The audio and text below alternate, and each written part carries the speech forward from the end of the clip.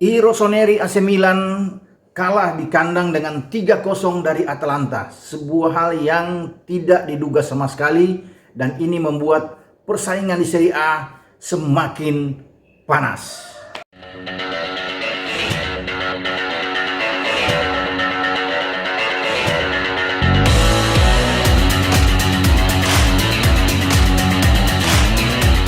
Hola, Anda berjumpa kembali dengan saya Bung Ropan dalam pembicaraan obrolan sepak bola, dan tetap saya terus tertarik dengan kiprah AC Milan.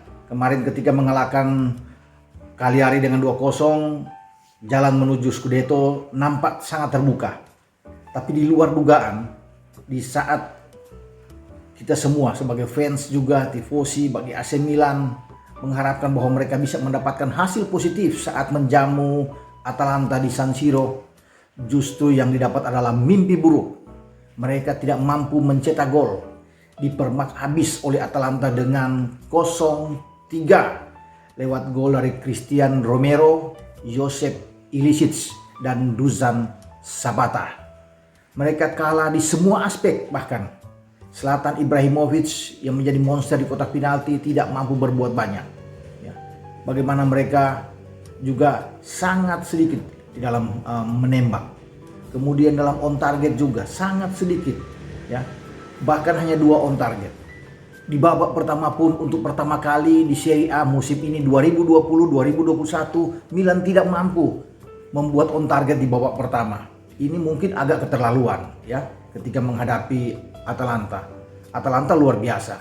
Bagaimana mereka bisa melepaskan 18 tembakan. Ya. Kemudian ada 7 on target di sana dan 3 menghasilkan gol. Kemudian bagaimana Gasperini sebagai pelatih mampu memainkan suatu format, suatu pola, skema yang sangat baik. Berani tetap dengan 3 pemain belakang di depan penjaga gawang Golini. Suatu hal yang bagus, James Sisti di sana, Christian Romero, Rafael Toloi, 3 pemain yang sangat kuat yang membuat lini serang bagi AC Milan tidak mampu untuk masuk lebih jauh ke dalam dan membuat banyak peluang seperti ketika mereka menghadapi Cagliari. Bahkan penampilan mereka saya anggap adalah penampilan terburuk mereka di kandang ya, ketika menghadapi Atalanta pada musim ini. Itu yang saya katakan tadi, bahwa di babak pertama mereka tidak membuat sama sekali on target, jauh dari ekspektasi. Penampilan pertama ketika Pioli melepas Meite, pemain pinjaman dari Torino, juga tidak bisa menghasilkan apapun. Pemain ini tidak layak saya pikir untuk bermain sejak awal. Ya. Memang dia ditampilkan ketika menjadi pemain pengganti melawan Cagliari di babak kedua, tapi kemarin dia tidak mampu berkembang dengan baik. Ya.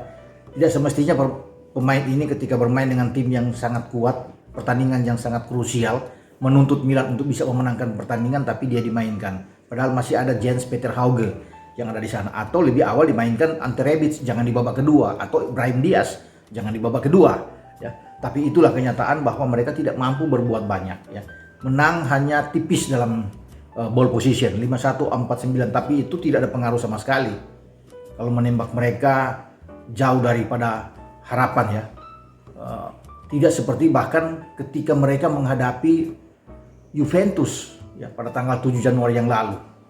Ya, bagaimana mereka saat itu tampil bagus sekali ya. Walaupun mereka juga kalah di kandang 1-3 dari Juve, tapi saya melihat itu penampilan bagus bagi Milan.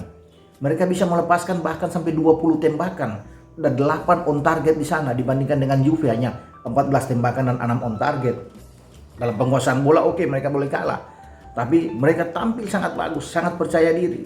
Itu jauh lebih bagus ketika tampil, kalau bisa dibayangkan dengan pertandingan melawan Atalanta kemarin. Mereka jauh sekali ya. Bahkan Davide Calabria yang tampil bagus melawan Juventus membuat 1 gol. Kemarin juga dia bisa tampil bagus melawan Cagliari. Tampil sangat rendah ya. Kalau bisa saya katakan hanya mungkin 5. Theo yang datang kembali setelah dia tampil melawan Cagliari menggantikan Yago Dalot juga tampil juga tidak seperti harapan ya. Lini tengah juga Kessie, Tonali, tak ada sesuatu yang bisa dibanggakan dalam penampilan. Apalagi yang ada Meite di depan. Samu tidak hilang kreativitas. Tidak ada pasukan-pasukan bola yang matang terhadap Zlatan, termasuk oleh Leao.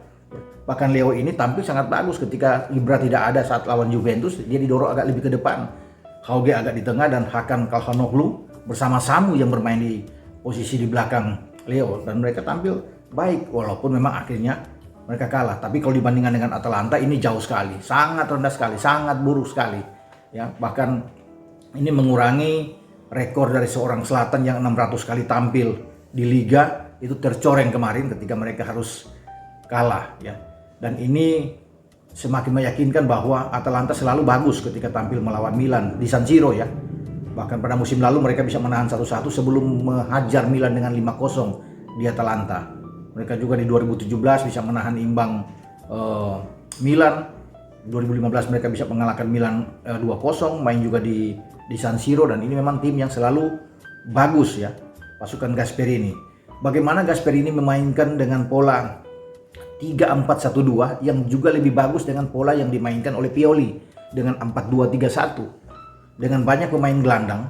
Ini menyulitkan bagi Tonali, bagi Kessie, Samu di sana, termasuk Meite untuk bisa berbuat banyak.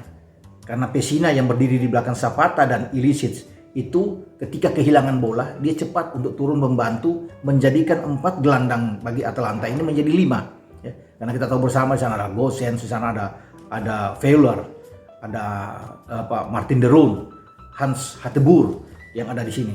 Itu sangat kuat sekali. Mereka menguasai ini ya, lini ini, dan ini sangat sulit ketika mereka ada di sana. Ini yang membuat pasokan bola ke selatan itu selalu mandek ya, selalu macet dari sini, dan mereka sepertinya kalah bertarung di sini. Dan itu keunggulan dari Gasperini untuk bisa menghadang apa yang ditampilkan oleh Pioli. Saya tadinya mengharapkan bahwa pertandingan ini akan dimenangkan oleh Milan sehingga Milan tetap akan berlari pada jalur yang baik. Sekarang tetap tertahan dengan 43 poin.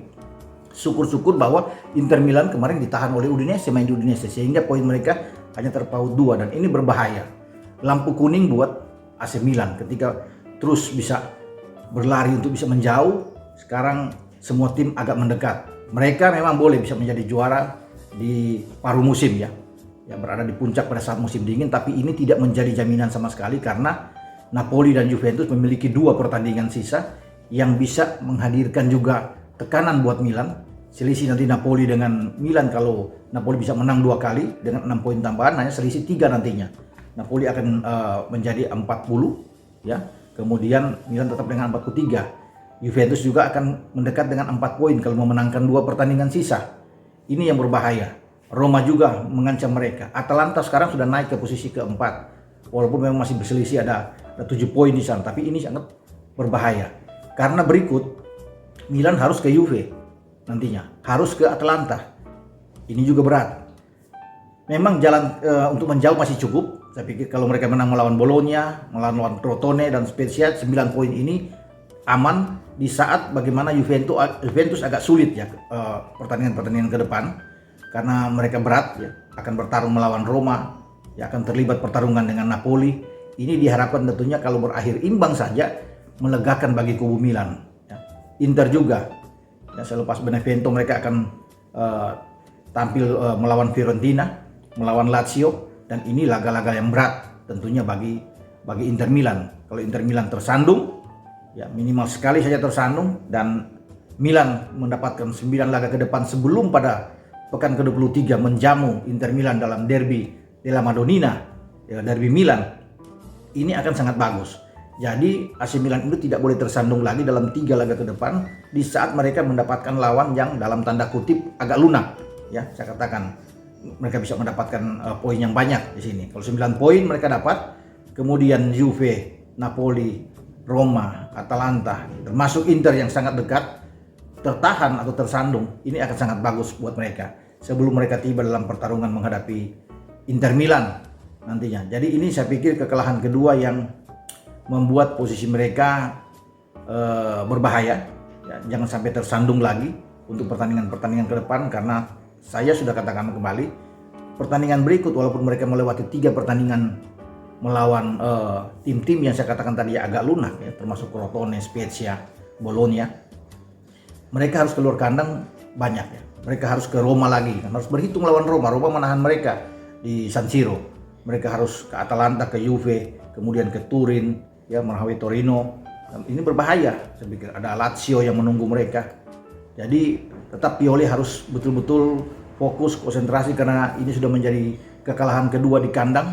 Bahkan posisi kandang mereka, pertahanan di kandang mereka itu sangat sulit. Dari 22 gol kemasukan, 15 diantaranya terjadi di San Siro. Memang kemarin tidak ada Romagnoli, ya, sehingga bagaimana Kalulu dimainkan bersama Jaya dan Kalulu ditarik keluar, dan memang sangat sulit membandingkan Kalulu dengan Romagnoli yang lebih bagus. Tapi semua pemain-pemain Milan yang tampil melawan Atalanta, saya pikir kemarin adalah mendapat raport 6-5-6 angkanya tuh, yang bisa saya kasih. Tidak seperti ketika melawan Juventus walaupun kalah tapi mereka tampil bagus, atau membandingkan pada pekan sebelumnya melawan Cagliari, mereka jauh lebih bagus, jauh lebih hidup bermain, padahal bermain di kandang lawan.